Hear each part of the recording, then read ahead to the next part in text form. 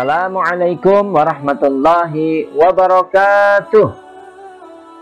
Anak-anak kelas 1 yang salih-salihah, bagaimana kabar kalian pada pagi hari ini? Mudah-mudahan semuanya tetap sehat dan tetap semangat untuk belajar mata pelajaran pendidikan agama Islam dan budi pekerti. Anak-anak, pada pelajaran yang kelima ini, materi kita adalah cinta Nabi dan Rasul. Dan pada pertemuan yang kedua ini, submateri kita adalah kisah keteladanan Nabi Idris alaihi salam. Baiklah anak-anak sekalian, sebelum kita melanjutkan pelajaran ini, mari kita berdoa terlebih dahulu, memohon kepada Allah Subhanahu wa Ta'ala.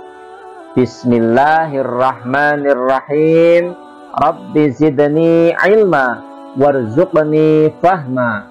Amin ya rabbal alamin. Mudah-mudahan dengan doa tadi kita mendapatkan tambahan ilmu dari Allah dan kita dimudahkan oleh Allah untuk memahaminya serta mengamalkannya. Anak-anak sekalian, tujuan pembelajaran kita pada kesempatan kali ini adalah setelah kalian melihat, memperhatikan dan menyimak video pembelajaran ini, diharapkan kalian sebagai peserta didik dapat atau mampu. Yang pertama, meyakini kebenaran kisah Nabi Idris alaihissalam dengan benar. Yang kedua, dapat menunjukkan sikap semangat dan rajin belajar dengan benar. Yang ketiga, kalian dapat menyebutkan sikap terpuji dari kisah keteladanan Nabi Idris alaihissalam dengan benar. Dan yang keempat, kalian dapat menjelaskan sikap semangat dan rajin belajar dari kisah keteladanan Nabi Idris alaihissalam dengan benar. Baiklah anak-anak sekalian, silahkan kalian simak baik-baik kisah keteladanan Nabi Idris alaihissalam berikut ini.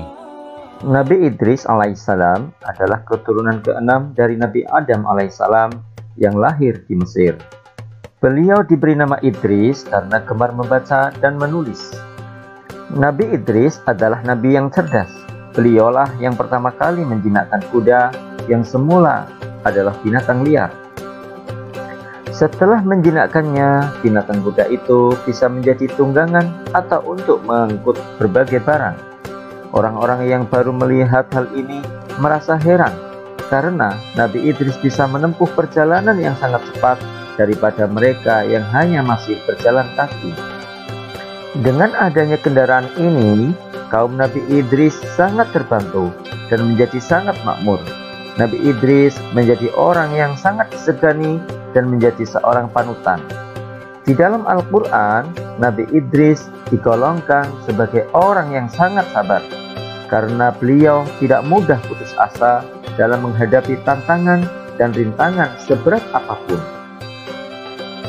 Nabi Idris adalah manusia pertama yang menulis dengan pena dan dianugerahi beberapa kepandaian oleh Allah, di antaranya ilmu alam semesta, ilmu tulis-menulis, dan ilmu berhitung. Beliau pula yang pertama kali menjahit baju sehingga membuatnya lebih nyaman dipakai daripada baju yang dibuat dari daun dan kulit hewan. Selain itu, beliau juga menguasai berbagai macam bahasa. Oleh karena itulah, beliau dengan mudah dapat berbicara dengan manusia lainnya. Beliau juga bisa membuat rumah yang sederhana dan nyaman, sehingga banyak orang dari berbagai daerah yang menirunya dan meminta bantuannya. Dengan ditemukannya berbagai teknologi dari penemuan Nabi Idris yang membuat kaumnya lebih makmur, kaum anak cucu Nabi Adam yang berasal dari Qabil menjadi sangat iri.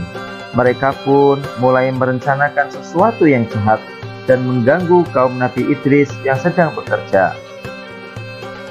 Semakin hari, kaum dari keturunan Qabil bertambah jahat. Mereka mulai berani merampas harta benda kaum Nabi Idris dan melukai para perempuan dan anak-anak. Jumlah mereka pun juga semakin banyak karena orang-orang yang tidak mau bekerja ikut menjadi golongan dari keturunan Qabil.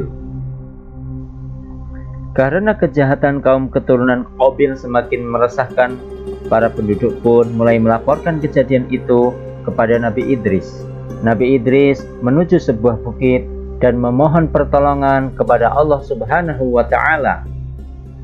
Pada usia 82 tahun itulah Nabi Idris diangkat menjadi seorang rasul untuk memberikan peringatan kepada seluruh umat manusia.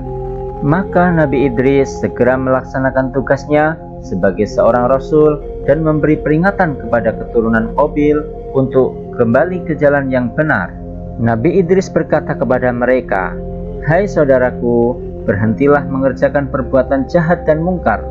Ikutilah jalan kebenaran seperti yang diajarkan Nabi Adam."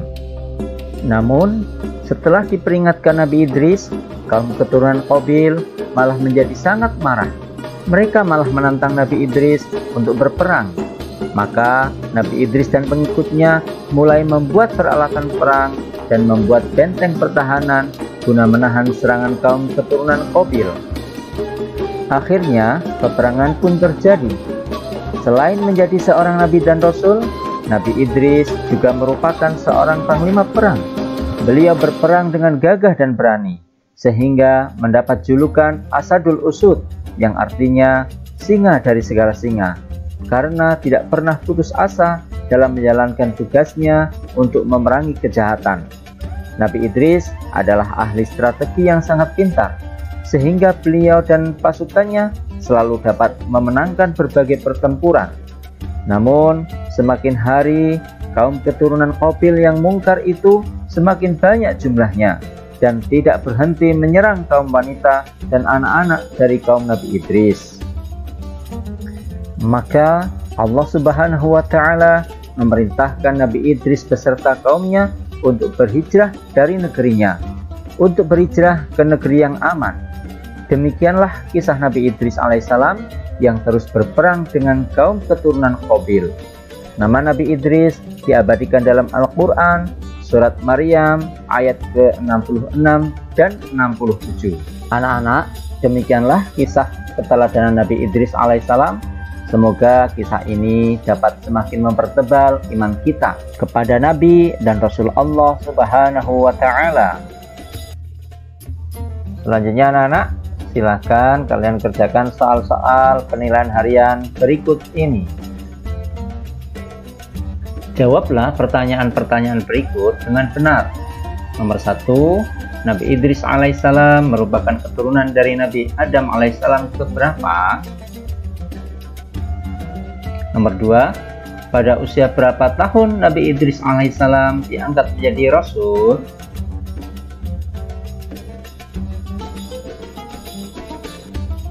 Nomor 3, keahlian apa sajakah yang dimiliki Nabi Idris alaihissalam?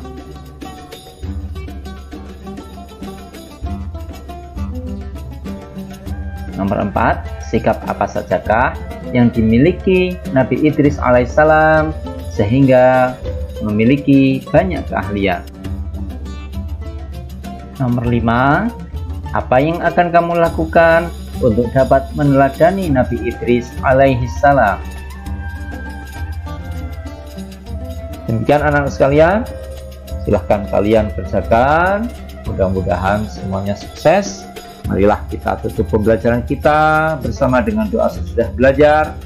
Alhamdulillahirabbil alamin. Dari Pak Guru, kurang lebihnya mohon dimaafkan. Billahi taufiq wal hidayah. Assalamualaikum warahmatullahi wabarakatuh.